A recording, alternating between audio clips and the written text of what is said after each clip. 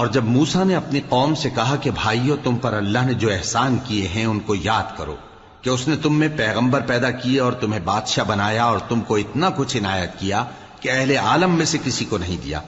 اے بھائیو، تم ارض مقدس یعنی ملک شام میں جسے اللہ نے تمہارے لیے لکھ رکھا ہے داخل ہو چلو، اور دیکھنا مقابلے کے وقت پیٹھ نہ پھیر دینا ورنہ نقصان میں پڑ جاؤ گے۔ وہ کہنے لگے کہ موسیٰ وہاں تو بڑے زبردست لوگ رہتے ہیں، اور جب تک وہ سرزمین سے نکل نہ جائیں ہم وہاں جا نہیں سکتے۔ ہاں اگر وہ وہاں سے نکل جائیں تو ہم جا داخل ہوں گے۔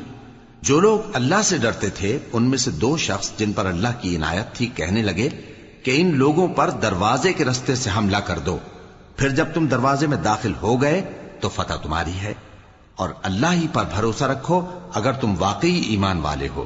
وہ بولے کہ موسیٰ جب تک وہ لوگ وہاں ہیں ہم کبھی وہاں نہیں جانے کے، اگر لڑنا ہی ضرور ہے تو تم اور تمہارا رب دونوں جاؤ اور لڑو، ہم تو یہیں بیٹھے رہیں گے۔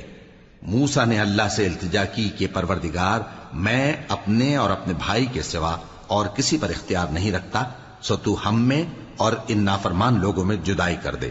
اللہ نے فرمایا کہ وہ ملک ان پر 40 برس تک کے لیے حرام کر دیا گیا کہ وہاں جانے نہ پائیں گے۔ یہ اسی علاقے میں جہاں اب ہیں سرگرداں پھرتے رہیں گے، تو ان نافرمان لوگوں کے حال پر افسوس نہ کرو۔